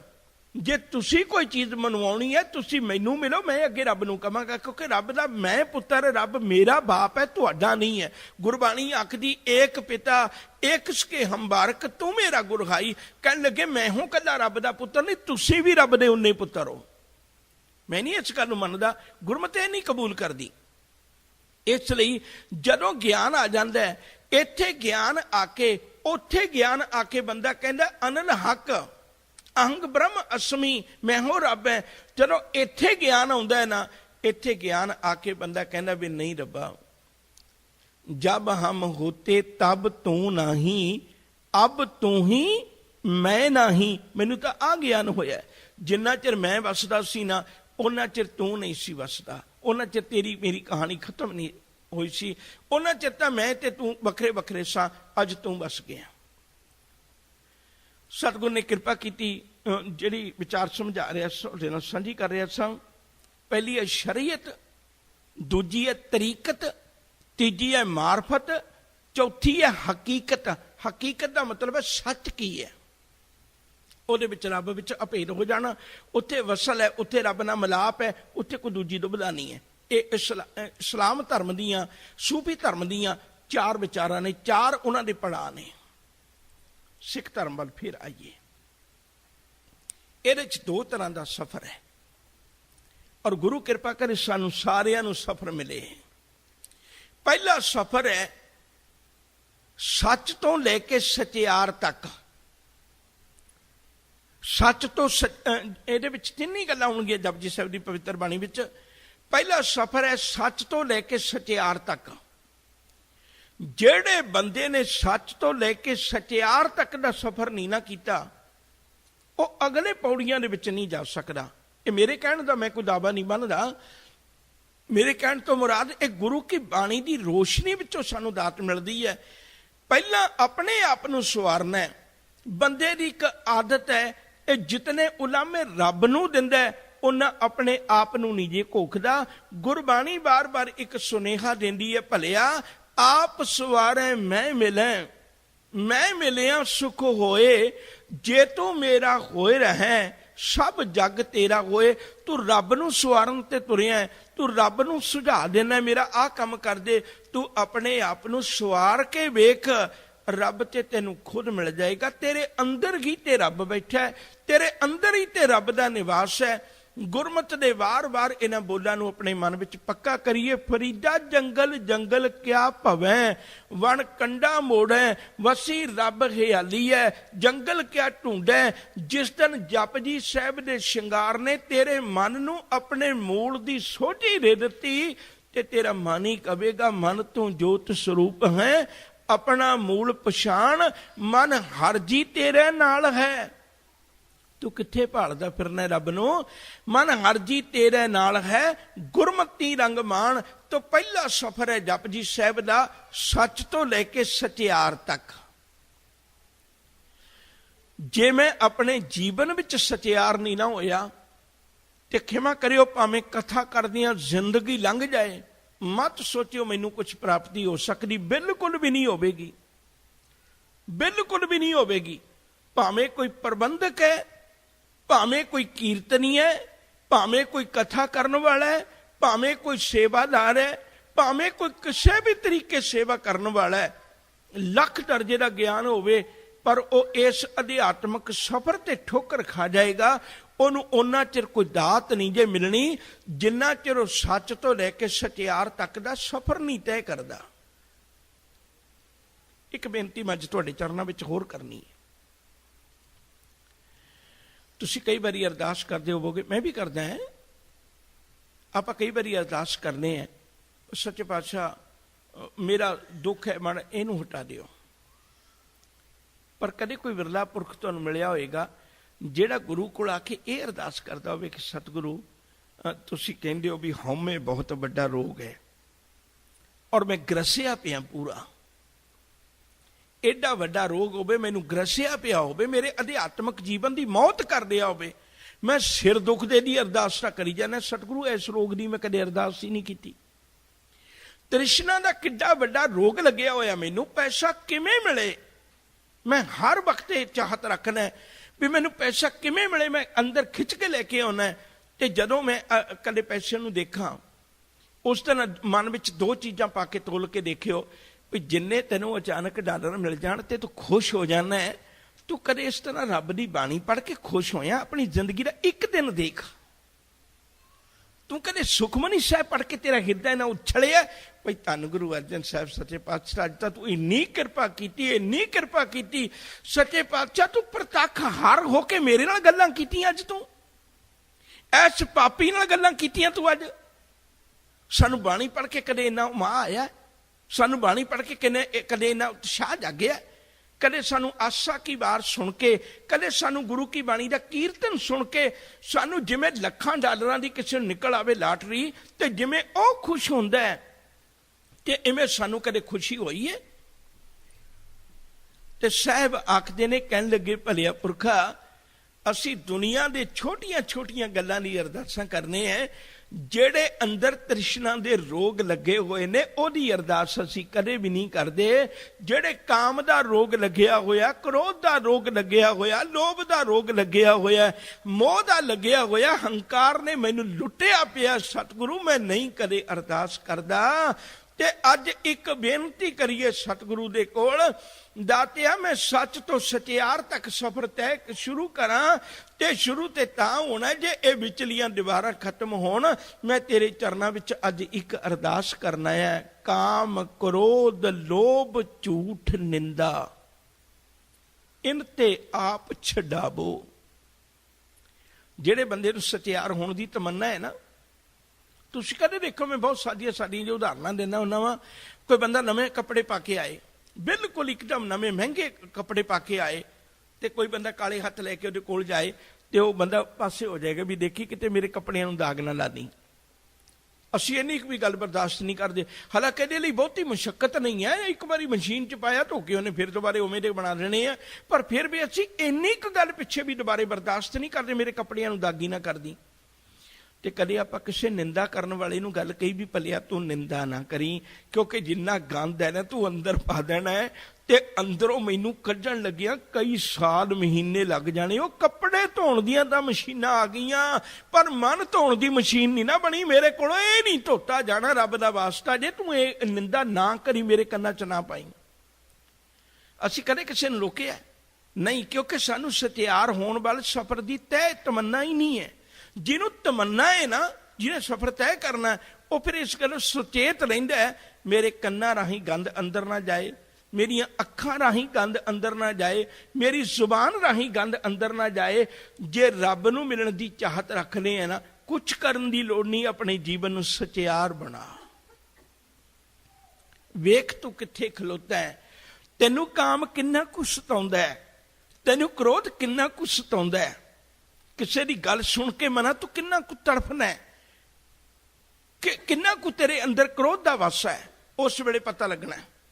ਲੋਭ ਦਾ ਵਾਸਾ ਉਦੋਂ ਪਤਾ ਲੱਗਣਾ ਹੈ ਜਦੋਂ ਹੁਣ ਕਹਿਣ ਮੈਨੂੰ ਦਾ ਨਹੀਂ ਲੱਗਿਆ ਕਿਤੇ, ਤੇ ਮੈਂ ਤਾਂ ਕਹੀ ਜਾਂ ਮੈਂ ਲੋਭੀ ਨਹੀਂ ਹੈ, ਤੇ ਕੱਲੇ ਨੂੰ ਮੈਨੂੰ ਕਿਤੇ ਗੋਲਕ ਤੇ ਦਾ ਲਾਉਣ ਦਾ ਵਕਤ ਮਿਲ ਜਾ ਤੇ ਮੈਂ ਵੀ ਭਲੀ ਨਾ ਕਰਾਂ, ਤੇ ਫਿਰ ਮੈਂ ਕਾਹਦਾ ਸੰਤੋਖੀ ਹੋਇਆ। ਇਹ ਤੇ ਮੈਂ ਸਿਰਫ ਦੁਨੀਆ ਦੇ ਪਰਦੇ, ਲੋਕ ਆਉਂਦੇ ਰਹੇ ਬਹੁਤੇ, ਸੰਸਾਰ ਬਹੁਤਾ ਮਿਲਦਾ ਰਿਹਾ, ਮੈਨੂੰ ਵਕਤ ਹੀ ਨਾ ਮਿਲ ਸਕਿਆ। ਬਹੁਤਾਤ ਦੁਨੀਆ ਵਿੱਚ ਉਹ ਧਰਮੀ ਲੋਕ ਨੇ ਜਿਨ੍ਹਾਂ ਨੂੰ ਵਕਤ ਨਹੀਂ ਮਿਲਿਆ ਪਾਪ ਕਮਾਉਣ ਦਾ, ਵਰਨਾ ਉਹ ਪਾਪ ਕਮਾਉਂਦੇ। ਇਹ ਤੇ ਰੱਬ ਦੀ ਕਿਰਪਾ ਹੈ, ਸੱਚੇ ਪਾਤਸ਼ਾਹ ਦੀ ਕਿਰਪਾ ਹੈ, ਜਿਹਨਾਂ ਉਹਨੇ ਵਕਤ ਹੀ ਨਹੀਂ ਦਿੱਤਾ, ਨਹੀਂ ਵਰਨਾ ਘੱਟ ਨਹੀਂ ਸੀ ਕਰਨੀ ਮੰਨੇ, ਇਹਨੇ ਬੜੇ ਵੱਡੇ ਪਾਪ ਕਮਾਉਣੇ ਸਨ। ਸਾਹਿਬ ਕਿਰਪਾ ਕਰਦੇ ਨੇ, ਕਹਿਣ ਲੱਗੇ ਪਹਿਲਾ ਸਫ਼ਰ ਹੈ ਸੱਚ ਤੋਂ ਲੈ ਕੇ ਸਚਿਆਰ ਤੱਕ, ਜਿਹਨੂੰ ਉੱਤੇ ਪੜ੍ਹ ਕੇ ਆਏ ਆ ਨਾ, ਆਦ ਸੱਚ ਮਿਲਣਾ ਤੇ ਉਹਨੂੰ ਹੈ ਨਾ, ਜੁਗਾਦ ਸੱਚ ਹੈ ਭੀ ਸੱਚ, ਨਾਨਕ ਹੋਸੀ ਭੀ ਸੱਚ। ਤੇ ਦੋਨਾਂ ਚੀਜ਼ਾਂ ਵਿੱਚੋਂ ਹੁਣ ਇਹ ਇੰਨੀ ਕੁ ਤਮੰਨਾ ਆਪਣੇ ਮਨ ਵਿੱਚ ਸੋਚੀਏ ਵੀ ਮਿਲਣ ਲਈ ਕੌਣ ਤਿਆਰ ਨਹੀਂ? ਰੱਬ ਤੇ ਮਿਲਣ ਲਈ ਤਿਆਰ ਹੈ, ਰੱਬ ਤੇ ਮਿਲਾਉਣ ਲਈ ਤਿਆਰ ਹੈ। ਫਿਰ ਮੈਨੂੰ ਕਿਉਂ ਨਹੀਂ ਮਿਲਾ ਰਿਹਾ? ਕਿਉਂਕਿ ਮੇਰੇ ਵਿੱਚ ਖੋਟ ਹੈ। ਦੋ ਪੰਕਤੀਆਂ ਪਰ ਫਿਰ ਖਿਆਲ ਕਰਿਓ। ਪੰਜ ਪ੍ਰਵਾਨ ਹਜੇ ਪ੍ਰਵਾਨ ਕੀਤਾ, ਹਜੇ ਮਿਲਾਇਆ ਨਹੀਂ ਹੈ, ਹਜੇ ਪ੍ਰਵਾਨ ਕੀਤਾ। ਫਿਰ ਅੱਗੇ ਜਾ ਕੇ ਪੈਣਾ ਹੈ ਨਿਸ਼ਾਨ। ਪਹਿਲਾਂ ਪ੍ਰਵਾਨ ਕੀਤਾ ਵੀ ਹਾਂ ਤੂੰ ਮੇਰਾ ਹੈ, ਫਿਰ ਰੱਬ ਨੇ ਨਿਸ਼ਾਨ ਲਾਇਆ।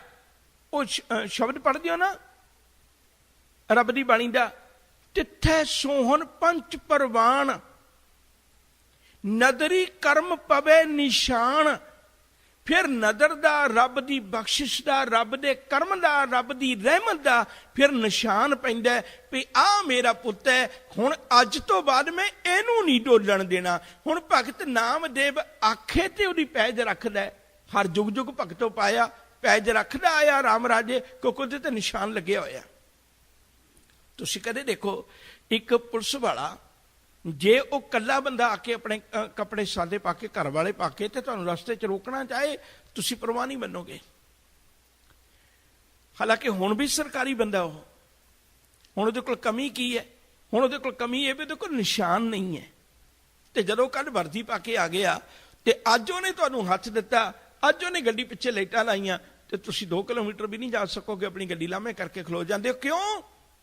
ਕਿਉਂਕਿ ਹੁਣ ਉਹਦੇ ਕੋਲ ਨਿਸ਼ਾਨ ਹੈ। ਬੰਦਾ ਉਹੀਓ ਹੈ। ਪਹਿਲਾਂ ਉਹਦੇ ਕੋਲ ਕੀ ਨਹੀਂ ਸੀ? ਨਿਸ਼ਾਨ ਨਹੀਂ ਸੀ। ਹੁਣ ਉਹਦੇ ਕੋਲ ਨਿਸ਼ਾਨ ਹੈ। ਹੁਣ ਨਿਸ਼ਾਨ ਤੋਂ ਅਸੀਂ ਕਿਉਂ ਡਰ ਗਏ? ਨਿਸ਼ਾਨ ਤੋਂ ਅਸੀਂ ਇਸ ਲਈ ਡਰ ਗਏ ਵੀ ਗੱਲ ਕੋਈ ਨਹੀਂ, ਇਹੋ ਜਿਹੇ ਰੰਗ ਦੇ ਕੱਪੜੇ ਹੋਰ ਵੀ ਪਾ ਸਕਦੇ ਨੇ ਲੋਕ, ਪਰ ਸੱਜਣਾ ਜਿਹੜਾ ਤੇਰੇ ਕੋਲ ਨਿਸ਼ਾਨ ਲੱਗਿਆ ਹੋਇਆ ਨਾ, ਇਹਦੇ ਪਿੱਛੇ ਸਮੁੱਚੀ ਸਰਕਾਰ ਖਲੋਤੀ ਹੈ, ਸਾਰਾ ਦੇਸ਼ ਖਲੋਤਾ ਹੈ, ਤੇ ਦੇਸ਼ ਨਾਲ, ਸਰਕਾਰ ਨਾਲ ਲੜਨ ਦੀ ਮੇਰੇ 'ਚ ਸਮਰੱਥਾ ਨਹੀਂ ਹੈ, ਤਾਂ ਕਰਕੇ ਮੈਂ ਖਲੋ ਹੀ ਜਾਣਾ ਇੱਥੇ। ਜਿਹਦੇ ਕੋਲ ਰੱਬ ਦੀ ਬਖਸ਼ਿਸ਼ ਦਾ ਨਿਸ਼ਾਨ ਹੈ ਨਾ, ਜਿਹੜਾ ਪੰਚ ਬਣ ਗਿਆ, ਜਿਹੜਾ ਸੰਤ ਬਣ ਗਿਆ, ਜਿਹੜਾ ਗੁਰਮੁਖ ਬਣ ਗਿਆ, ਜਿਹੜਾ ਪ੍ਰਵਾਨਿਆ ਗਿਆ, ਜਿਹਦੇ ਕੋਲ ਰੱਬ ਦੀ ਬਖਸ਼ਿਸ਼ ਦਾ ਨਿਸ਼ਾਨ ਹੈ। ਪਰ ਇਹ ਨਿਸ਼ਾਨ ਦਾ ਇੱਥੇ ਦਾਵਾ ਵੀ ਨਹੀਂ ਬੰਨਿਆ ਜਾ ਸਕਦਾ। ਆਪਾਂ ਜਿਉਂ-ਜਿਉਂ ਖੰਡਾਂ ਦੀ ਗੱਲ ਕਰਾਂਗੇ ਤਿਉਂ ਪਤਾ ਲੱਗਣਾ। ਕੱਚ ਪਕਾਈ ਉੱਥੇ ਪਾਏ, ਨਾਨਕ ਗਿਆ ਜਾਪੇ ਜਾਏ। ਨਿਸ਼ਾਨ ਤੂੰ ਉੱਥੇ ਜਾ ਕੇ ਕਿਉਂ ਦਿੰਦਾ? ਕਿਉਂਕਿ ਕੱਚੇ ਤੇ ਪੱਕੇ ਤੇਰੀ ਦਰਗਾਹ 'ਚ ਪਰਖੇ ਜਾਂਦੇ ਨੇ। ਅਸੀਂ ਕਹਿਣ ਨੂੰ ਤੇ ਸਾਰੇ ਹੀ ਪੱਕੇ ਕਹਿੰਦੇ, ਮੈਂ ਕਿਹੜਾ ਘੱਟ ਕਹਾਵਾਂਗਾ। ਜੇ ਤੁਸੀਂ ਮੈਨੂੰ ਕਹੋ ਵੀ ਮੈਨੂੰ ਰੱਬ ਨਹੀਂ ਮਿਲਿਆ ਜਾਂ ਰੱਬ ਦੀਆਂ ਗੱਲਾਂ ਨਹੀਂ ਜਾਣਦਾ, ਤੁਸੀਂ ਕਥਾ ਹੀ ਨਹੀਂ ਸੁਣਨੀ। ਵੀ ਜਿਹਨੂੰ ਰੱਬ ਬਾਰੇ ਹੀ ਨਹੀਂ ਪਤਾ, ਸਾਨੂੰ ਕਿਵੇਂ ਦੱਸੇਗਾ? ਇਸੇ ਲਈ ਤਾਂ ਗੁਰੂ ਪਾਤਸ਼ਾਹ ਜੀ ਆਖਦੇ ਨੇ, ਸੁਣ ਵੇਖੋ ਲੋਕਾਂ ਇਹ ਵਡਾਣ, ਮਨ ਅੰਧਾ ਨੌ ਸੁਜਾਨ। ਕਹਿੰਦੇ ਦੁਨੀਆ 'ਚ ਕਿੱਡਾ ਅਨਰਥ ਹੋ ਰਿਹਾ। ਜਿਹੜਾ ਬੰਦਾ ਬਿਲਕੁਲ ਹੀ ਅਕਲਾਂ ਦਾ ਅੰਨਾ ਹੈ, ਉਹ ਲੋਕਾਂ ਨੂੰ ਗਿਆਨ ਦੱਸਣ ਲੱਗਿਆ ਹੋਇਆ ਵੀ ਰੱਬ ਨੂੰ ਕਿਵੇਂ ਮਿਲਣਾ ਹੈ, ਪਰਮੇਸ਼ਰ ਨੂੰ ਕਿਵੇਂ ਮਿਲਣਾ ਹੈ। ਤਾਂ ਦਾਸ ਪਹਿਲੀ ਬੇਨਤੀ ਕਰ ਰਿਹਾ ਸੀ ਤੁਹਾਡੇ ਚਰਨਾਂ ਵਿੱਚ। ਪਹਿਲਾ ਸਫ਼ਰ ਹੈ ਸੱਚ ਤੋਂ ਲੈ ਕੇ ਸਚਿਆਰ ਤੱਕ, ਫਿਰ ਸਚਿਆਰ ਤੋਂ ਲੈ ਕੇ ਅੱਗੇ ਹੈ ਸੱਚਖੰਡ ਤੱਕ। ਉਹ ਜਿਹੜਾ ਇੱਕ ਸਫ਼ਰ ਅਗਲਾ ਹੈ, ਜਿਹੜਾ ਬੰਦਾ ਸਚਿਆਰ ਨਹੀਂ ਨਾ ਹੋ ਸਕਿਆ, ਉਹ ਅਗਲੇ ਸਫ਼ਰ ਤੇ ਨਹੀਂ ਜਾ ਸਕਦਾ। ਤੇ ਇਹ ਹੋਣਾ ਵੀ ਗੁਰ ਪ੍ਰਸਾਦ ਨਾਲ ਹੈ। ਗੁਰੂ ਦੀ ਕਿਰਪਾ ਅਸੀਂ ਪਹਿਲੇ ਮੂਲ ਮੰਤਰ ਚ ਪੜ੍ਹ ਕੇ ਆਏ ਹੋਏ ਆ। ਜੇ ਗੁਰੂ ਦੀ ਕਿਰਪਾ ਹੋਏਗੀ ਤਾਂ ਹੋਣੀ ਹੈ, ਜੇ ਗੁਰੂ ਦੀ ਕਿਰਪਾ ਨਹੀਂ ਨਾ ਹੋਣੀ ਫਿਰ ਨਹੀਂ ਅੱਗੇ ਕੁਝ ਵੀ ਬਣਨਾ। ਇਹ ਤੇ ਗੁਰੂ ਦੀ ਕਿਰਪਾ ਨਾਲ ਹੀ ਕੰਮ ਚੱਲਣਾ ਹੈ। ਇੱਕ ਸ਼ਬਦ ਹੋਰ ਖਿਆਲ ਕਰਿਓ, ਜੇ ਮਤਾ ਸੋਚੀਏ ਵੀ ਸਾਡੇ ਕੁਝ ਕਰਨਾ ਹੋ ਸਕਦਾ, ਇੱਕ ਸ਼ਬਦ ਪੜ੍ਹ ਦਿਓ ਬੜਾ ਪਿਆਰਾ। ਜੇ ਬੰਦਾ ਇਹ ਗੱਲ ਸੋਚ ਲਵੇ, ਇੱਕ ਦੂ ਜੀਭੋ ਲੱਖ ਹੋਏ, ਲੱਖ ਹੋਵੇ ਲੱਖ 20, ਲੱਖ ਲੱਖ ਗੇੜਾ ਆਖੀਏ, एक नाम जगदीश, ए तरा पत पवड़ियां चढ़ियां हुए 21, सुन गल्लां आकाश की, जे बख्शिश तो बिना होया तां आ तेरा जपिया होया भी किसे लेखे नहीं जे पैना, फिर जपिया होया लेखे पैना जे ओ मालिक नाल होया, जे साईं नाल होया। सुन गल्लां आकाश की, ਇਹ ਤਾਂ ਫਿਰ ਇਵੇਂ ਆ ਜਿਵੇਂ ਬਰਸਾਤਾਂ ਦੇ ਦਿਨਾਂ ਵਿੱਚ ਕੋਈ ਕੀੜਾ ਨਿਕਲ ਆਏ। ਜਿਹੜੇ ਕੀੜੇ ਬਰਸਾਤਾਂ ਵਿੱਚ ਨਿਕਲਦੇ ਨੇ ਉਹਨਾਂ ਦੇ ਖੰਭ ਹੁੰਦੇ ਨੇ, ਪਰ ਹੁੰਦੇ ਨੇ, ਪਰ ਉਹ ਨਿਕਲਦੇ ਵੀ ਬਰਸਾਤਾਂ 'ਚ ਹੀ ਨੇ, ਚੰਦ ਰੋਜ਼ ਹੀ ਹੁੰਦੇ ਨੇ। ਜਿਹੜੇ ਦੂਜੇ ਕੀੜੇ ਨੇ ਉਹ ਰੋਜ਼ ਫਿਰਦੇ ਨੇ ਸਾਡੇ ਕੋਲ, ਉਹ ਬਰਸਾਤੀ ਨਹੀਂ ਹੁੰਦੇ ਕੀੜੇ। ਸਾਹਿਬ ਆਖਦੇ ਨੇ, ਕਹਿਣ ਲੱਗੇ ਸਜਣਾ ਫਿਰ ਤਾਂ ਤੂੰ ਇਉਂ ਸਮਝ ਲੈ ਵੀ ਜਿਵੇਂ ਜੇ ਤੂੰ ਰੱਬ ਦੀ ਬਖਸ਼ਿਸ਼ ਤੋਂ ਬਿਨਾਂ ਜਾਪ ਕਰਕੇ ਦੁਨੀਆ 'ਚ ਕੁਝ ਪ੍ਰਗਟ ਕਰਨਾ ਚਾਹੁੰਦਾ ਹੈ ਨਾ, ਫਿਰ ਤੂੰ ਬਰਸਾਤੀ ਕੀੜਾ ਹੈ, ਰੋਜ਼ ਦਾ ਕੀੜਾ ਨਹੀਂ, ਸਹਿਜ ਵਾਲਾ ਕੀੜਾ ਨਹੀਂ। ਫਿਰ ਤੂੰ ਬਰਸਾਤੀ ਕੀੜਾ ਹੈ, ਕੀੜਾ ਹੀ ਹੈ। ਇੱਕ ਉਡਾਰੀ ਮਾਰਨੀ ਤੇਰੇ ਪਰ ਟੁੱਟ ਜਾਣੇ, ਤੂੰ ਬਾਕੀਆਂ ਨਾਲ ਰਲ ਜਾਣਾ।